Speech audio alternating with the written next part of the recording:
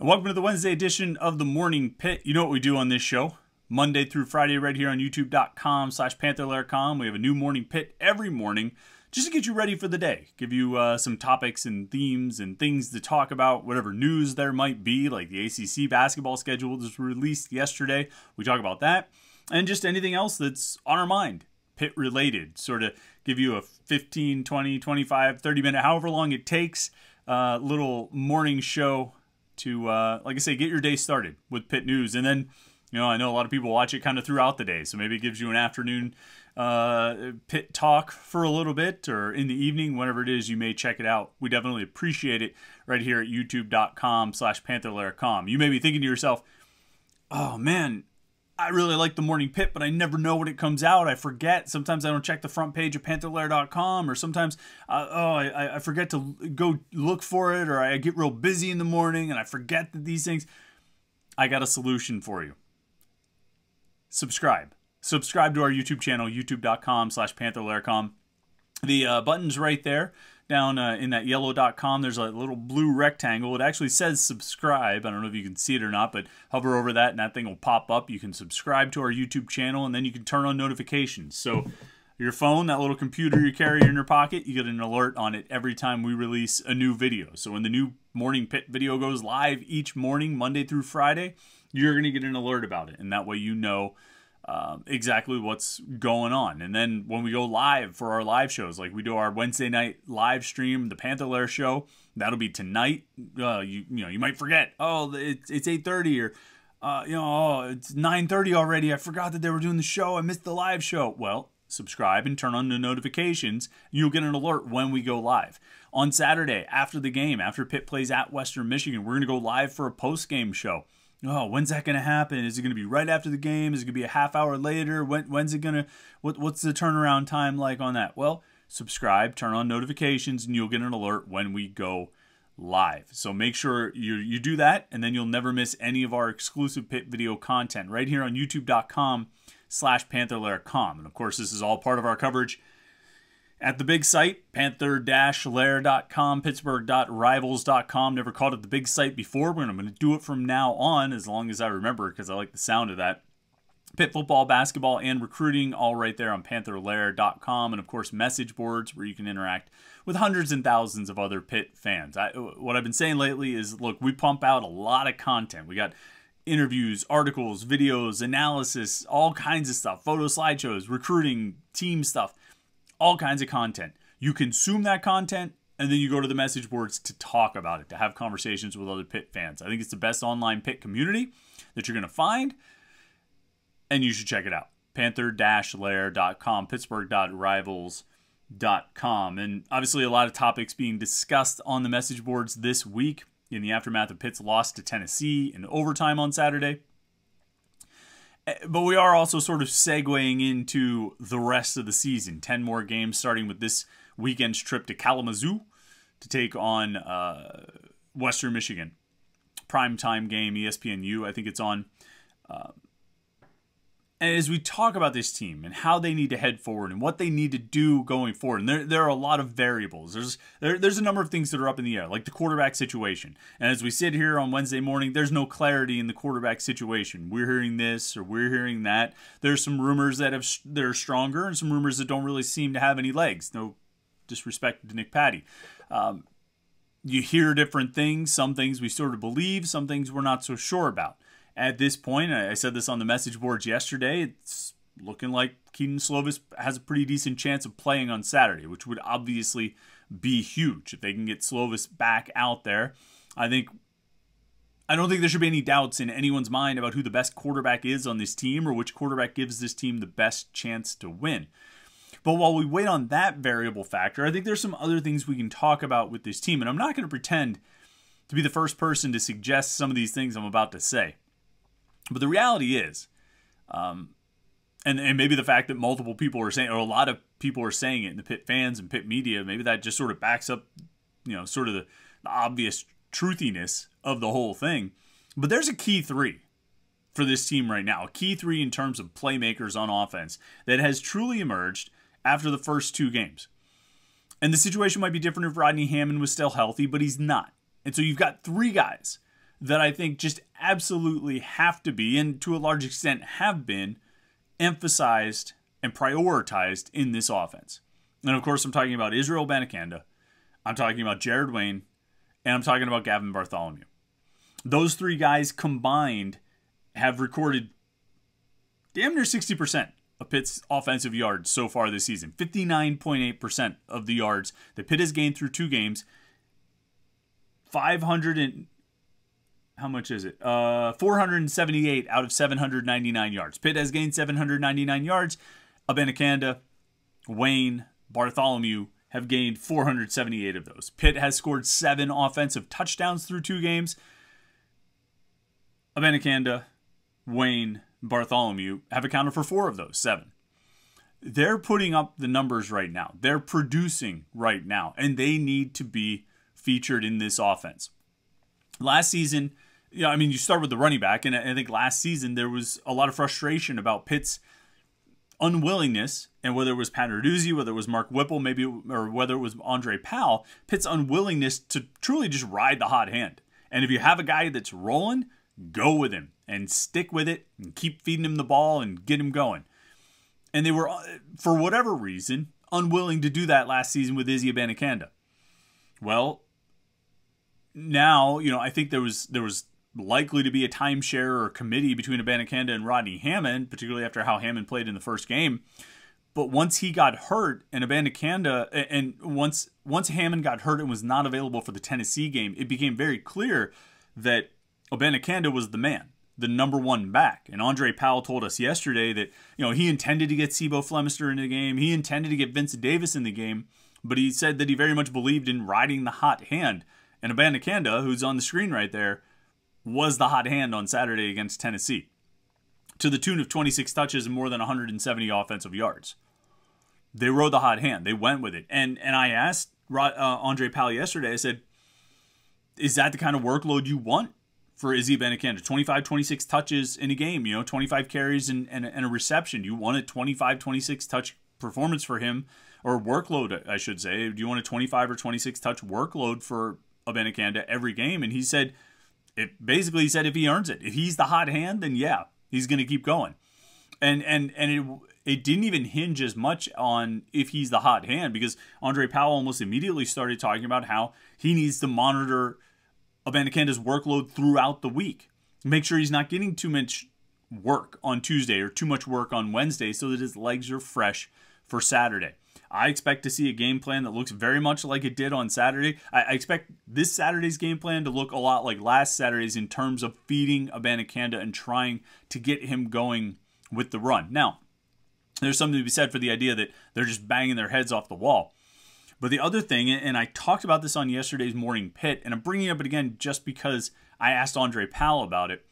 On Monday, Pat Narduzzi talked a little bit about, he made some references to RPOs and how RPOs are functioning in Pitt's offense and how quarterback's not always making the right read and they're not always executing the way they need to be executed.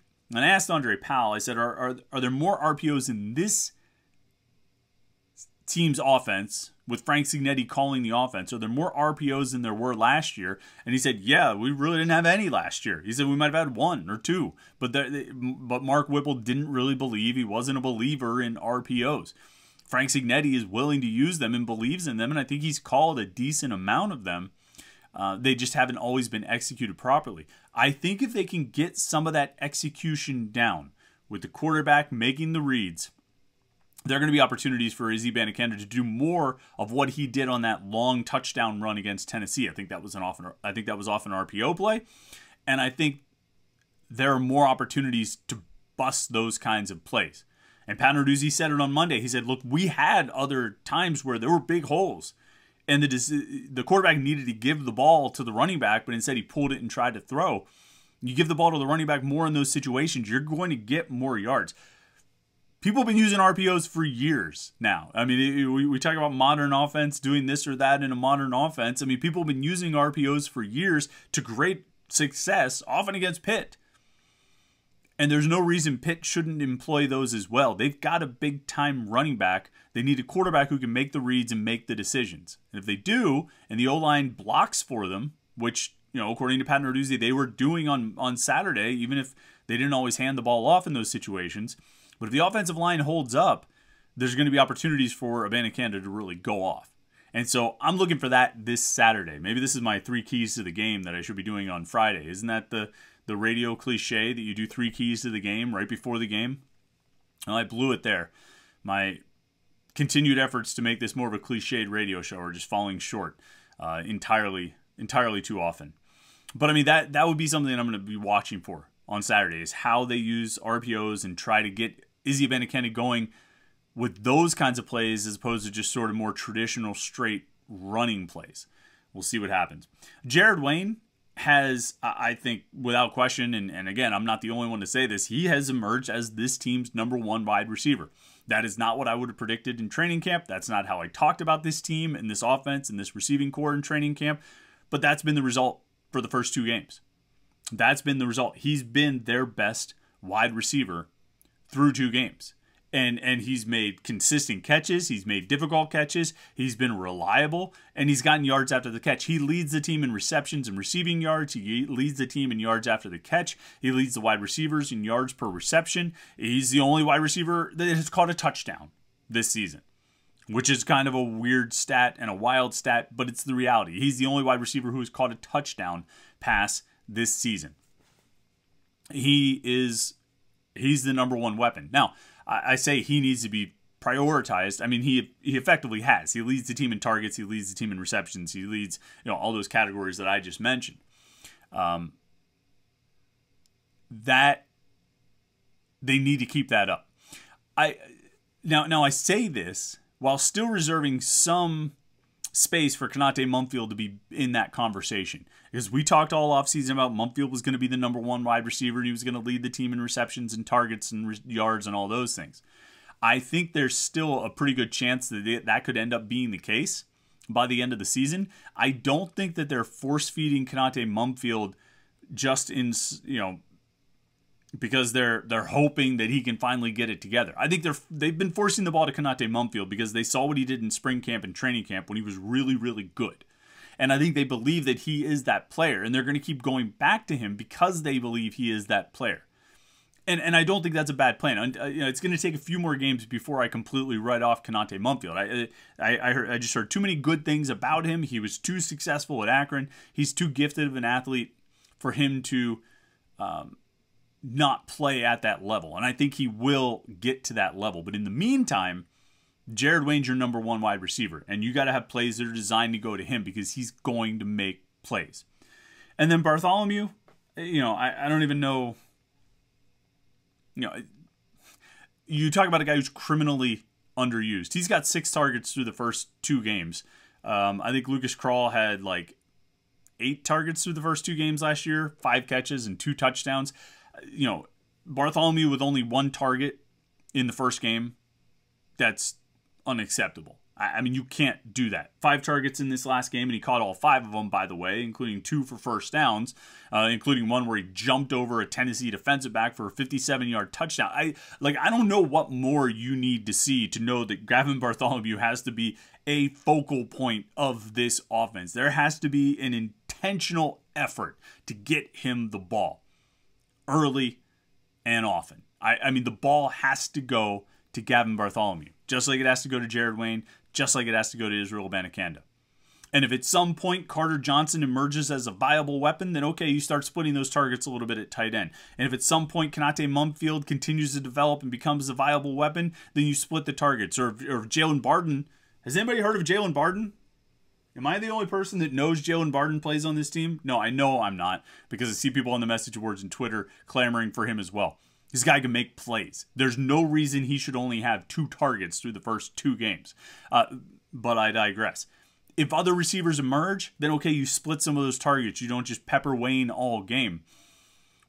But I think you do until those other guys emerge. And similarly at the running back position, I don't know what Vincent Davis and Sebo Flemister can do. Actually, I do. I know what Vincent Davis can do. We've seen it for the last 3 years. I don't know what Sebo Flemister can do, but what I know is that Izzy Abanikanda is a big-time back. Rodney Hammond, if and when he returns this season, is a big-time back. You get the ball to those guys. And if Hammond doesn't come back, or if it's a long time until he returns this season, if it's not until November, I mean, I don't say you run the wheels off of Abanikanda, but he gives you the best chance to win. And that's what it comes down to with all these guys we're talking about. With Izzy Abanikanda, with Jared Wayne, with Gavin Bartholomew, they give you the best chance to win. Okay? Regardless of who the quarterback is. Those guys are the ones right now, as we sit here on September 14th, who give you the best chance to win. A month from now, we may be telling a different story. We might be talking about Konate Mumfield as a breakout player in the ACC. And that's very possible. Maybe even likely. Like I said, I haven't given up hope on him yet. But right now, you've got 3 guys who are making things happen. Like I added it up, they've got a combined total of 18 first downs. So Izzy Abanikanda has recorded 9 first downs, touchdowns included, on 35 targets and touches, 33 rushing attempts, and I think 2 passing targets. So 1 out of every 4 times you either hand or throw him the ball, he's getting a first down. Seems good. Jared Wayne has 7 first downs on 15 targets. He's been targeted 15 times and he has 7 first downs. So almost half the time when you throw to Jared Wayne, you get a first down. Gavin Bartholomew's been targeted 6 times. 2 of those have gone for first downs or touchdowns. So 1 out of every 3, that's pretty good. That's pretty good. You have to get the ball to these guys. I'm sorry, I said that Jared Wayne was the most targeted wide receiver on the team. Konate Mumfield actually is. He has 18 targets this season. He's turned 6 of those into first downs. He needs to get that percentage up. It needs to be closer to what Wayne is doing, where he's got 7 first downs on 15 targets. But for now, you need to go to Western Michigan. Izzy Abanikanda needs to run for another 150 yards and get another 15, 20 receiving yards. Gavin Bartholomew needs 5 catches again. And Jared Wayne needs 5 to 7 catches again. Like, that has to be the baseline for this offense. And then you pepper in Means, Mumfield, Barden, Bradley, Davis, Flemister, maybe Daniel Carter, wherever it seems to fit. But those 3 guys have to get the ball. All right, speaking of guys who have to get the ball, I'm going to talk about this real quick. And I talked about it a little bit on Thursday or Friday. I did some kind of a recruiting preview. But do you realize the talent that was on Pitt's campus this past weekend, or specifically at Acrisure Stadium for that game this past weekend? You're talking about 3 wide receivers. 1 in the current class of 2023. He's a current senior in high school. He's going to graduate in the spring. 1 in the class of 2024. Who is a current junior, and 1 in the class of 2025, who's a current sophomore in high school. And those guys represent 1 5-star wide receiver who's the number 4 receiver in his class, 1 5-star receiver who's the number 2 receiver in his class, and 1 guy who is yet unranked but will likely be at least a 4-star and top 10 receiver in his class and probably will climb up from there over the course of the next 3 seasons. And they were all at Acrisure Stadium on Saturday. Of course, in the 2023 class, it's Hakeem Williams, wide receiver from Florida, 5-star prospect. Really, his list is down to Pitt, Florida State, and Texas A&M, officially or unofficially. That's who he's looking at. Pitt very seriously in the hunt there. In the 2024 class, Ryan Wingo from St. Louis. He's the number 2 wide receiver in that class, a 5-star prospect. He was at the game. And then Marcus Harris from California. Unranked yet because still a sophomore in high school, but I think pretty soon they'll release the rankings for that class. He'll be at least a 4-star, probably on the cusp of 5-star status, at least a top 10 wide receiver in the class, and probably have a good chance to climb up from there. And all 3 of those guys, on their own dime, out of their own interest in Pitt, came to campus, came to the Acrisure Stadium, came to the AC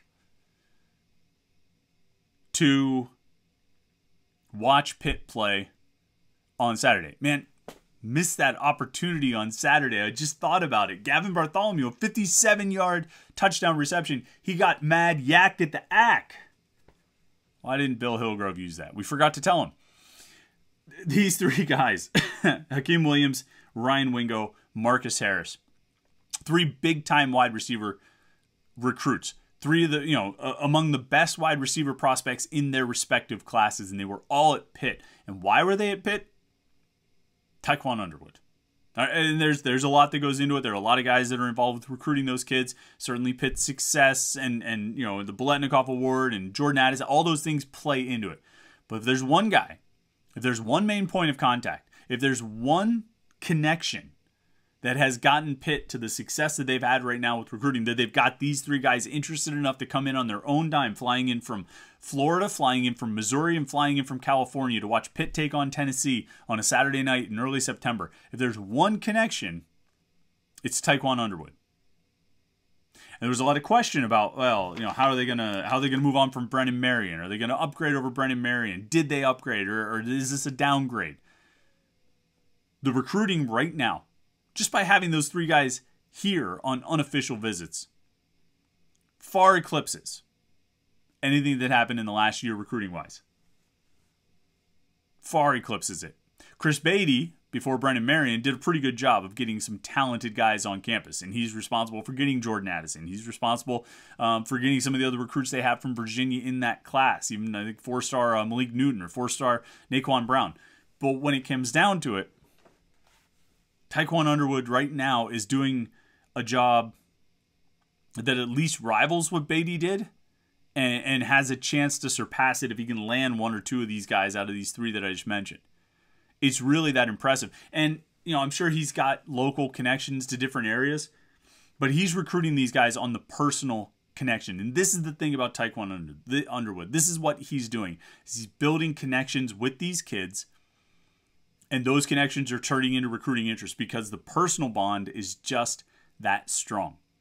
I mean, I've said it a million times as far as Hakeem Williams goes, 5-star wide receiver, legitimately considering Rutgers at one point. Rutgers. Not because he likes Rutgers, not because he wants to live in Jersey, not because Rutgers has some history or success as a program at any point in the last 15 years, because of Tiquan Underwood. Tiquan Underwood had Hakeem Williams interested in Rutgers. And like I've said a million times, when Underwood left Rutgers and went to Pitt, that interest followed. He came out for an unofficial visit in the spring, came back for an official visit in June, one of his 2 official visits in June. The other one was to Georgia, the reigning national champs. And now back again for this Tennessee game. It's impressive. It's really impressive the work that Tiquan Underwood has done there. And I don't know if they're going to get him. I think he's going to commit on September 23rd. And then probably still take more official visits and make his final decision on signing day in December. It's going to be a long battle between now and then. It's 3 months of battling to try to land him. But the work Tiquan Underwood has done thus far to get Hakeem Williams up here 3 times since the spring, in addition to getting Ryan Wingo on campus and Marcus Harris on campus, I mean, I hope Pitt fans appreciate the job that he's doing right now, because it's really, really impressive. All right, and the final thing I wanted to get to, they released the ACC men's basketball schedule yesterday. Games are games. We knew who they were going to play, who their opponents were going to be, and all that kind of stuff. This really just kind of laid out what the order is and what days they're playing on. And I'll tell you, the first thing that jumps out to me, basically the whole month of January, they're playing Wednesday games. This is no good, my friends, because we do the Panther-Lair show, the live Panther-Lair show on Wednesday nights. What we can do? How can we do a live Panther-Lair show at 8:30 on Wednesday nights when they're playing basketball games on January 11th, 18th, 25th, and February 1st? 4 Wednesdays in a row. It's just, I got to email somebody. I got to email Jim Phillips. We can't do this. You got to change this. It is an odd sort of curiosity. They play every Saturday, basically. You start at December 30th, really the weekend of New Year's Eve. New Year's Eve itself, the 31st, is on a Saturday. Pitt has a game against North Carolina scheduled for sort of that day. It's it might be Friday the 30th or Saturday the 31st. But after that, they play 8 out of the next 9 Saturdays. The only Saturday they don't play is when they have a little break. Everybody gets effectively a bye between their game on... They play on Wednesday, February 1st, and they have a break until Tuesday, February 2nd. So they don't play Saturday, February 4th. But every other Saturday, January 7th, 14th, 21st, 28th, and then February 11th, 18th, 25th, and March 4th. They play 8 out of 9 Saturdays. Maybe 9 out of 10, depending on that North Carolina game and whether it gets moved there. But it's curious, yeah. So they play all those Saturdays.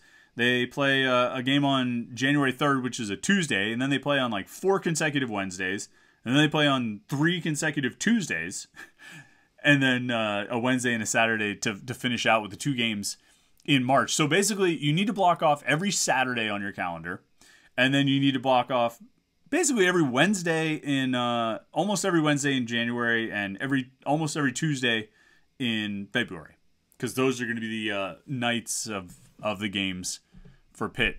And overall, looking at the schedule, I mean, we'll find out about the ACC teams, how they are. They've, of course, started off with 2 exhibition games, Clarion and Edinburgh, and then, Tennessee Martin for the Backyard Brawl, and then the Legends Classic, where you're looking at, basically 3 probably tough games in a row. They get the little 3-game stretch of Alabama State, Fairleigh Dickinson, and William and Mary, which we know from watching this program over the last 4 years, you can't take anything for granted, but those should be wins. And then they get Northwestern in the ACC Big Ten Challenge, and their first ACC game, December 2nd. And I don't know why the ACC continues to do these things of having this random early season ACC game, because they play that game on December 2nd, and then they don't actually play their next ACC game for 18 days, almost 3 weeks, on December 20th when they play Syracuse, and then it's all ACC from there on out. So they have NC State on December 2nd, a Friday night, random, it's probably the night before the ACC championship game, actually, if that date ends up being relevant to any of us. So that'll be, maybe you just make a weekend out of it, right? You go to Raleigh on Friday night, go to Charlotte on Saturday, and then come home on Sunday, either feeling great or feeling terrible. After that game, though, Vanderbilt, another Power 5 opponent, and Sacred Heart in North Florida to wrap up the non-conference. And so, I mean, if you're looking at non-Power 5 teams, you have Sacred Heart, North Florida, Alabama State, Fairleigh Dickinson, William and Mary. Depending on what you get in the Legends Classic in that second game. But after that, after North Florida on December 17th, it's all ACC all the time, and that's how we've come to expect it. And like I say, it's all Saturdays all the time. So don't schedule anything for Saturdays in January or February, because you're going to be busy. 8 out of 9, possibly 9 out of 10. So that's the schedule, and obviously you'll see what those ACC teams end up being as the season gets going and we actually get a look at the team. I'm kind of brushing. I mean, look, the most interesting thing I could find to talk about was the days of the week, because when it comes to this Pitt basketball team, my interest is far less in who they're playing and a whole lot more in how they're going to be, how Nellie Cummings fits in, how Dior Johnson fits in, and maybe those 2 things primarily. Blake Hinson's pretty important as well for the role that he likely will play. Maybe the twins the Diaz-Graham twins will get in. We'll see. Nellie and Dior. How do those guys fit in? What roles do they play? And how successful can they be pretty much right off the bat? Because they're going to be needed. They're going to be counted on to step in and play right away. Speaking of Dior Johnson, if you did not catch it last week, and I think we put it out on Friday afternoon, we had an interview with Dior Johnson, a Zoom interview. I put it on our YouTube channel, youtube.com/Panther-Lair.com. If you go there right now, you can still see it. And I thought it was great. I really enjoyed the interview. I thought he said all the right things, seemed very composed, very mature, very humble. The right amount of humility and certainly the right amount of confidence. I think he really, truly believes he can help this team right now, that he can be a difference maker for this team. And I'm not convinced that he's wrong about that. And I'm really excited to see what he ends up doing when he gets on the court for Pitt. But go check out that interview. I think you'll come away with the same impressions that I had about Dior Johnson and the confidence that he's bringing to the team, but also his perspective. He's been through a lot. I think he's experienced a lot. And I think he's got a great perspective on his situation and where he's at now and the stability he's found in the Pitt basketball program. So go look at that, youtube.com/Panther-Lair.com. Check out that Dior Johnson video. And if you're like, dude, come on, you released that at like 4 o'clock on a Friday afternoon. I'm not going to be checking your YouTube channel to find out if you put out an interview with the biggest Pitt recruit in years at 4 o'clock on a Friday afternoon. What do you think I am? Just sitting on your YouTube channel all day? I mean, it'd be cool if you were. But the reality is you could just hit the subscribe button and turn on the notifications. And then you get a little alert that says, hey, Panther-Lair, just talked to Dior Johnson. Check it out. Turn on alerts. Turn on the notifications. You'll never miss anything that we do right here on youtube.com/Panther-Lair.com. You'll get an alert tonight at 8:30 when we go live for the Panther Lair show. You'll definitely want to be there for that. We'll have a lot of conversation about our continuing thoughts from the Pitt, Tennessee game and our expectations going into this game at Western Michigan. It's a big game for Pitt, and it's dangerous. You go on the road, primetime game against a MAC opponent. They're going to be ready and they're going to be fired up. They're going to have thundersticks. I'm afraid that they might actually have thundersticks. And you know what happens when they get the thundersticks out? It's trouble. So this is going to be a big game. We're going to have a lot to talk about tonight on the Panther Lair show. So make sure you tune in at 8:30 p.m. right here at youtube.com/Panther-Lair.com. Thanks so much for checking out the Morning Pit today. Remember to do it Monday through Friday. Every morning we release one of these videos.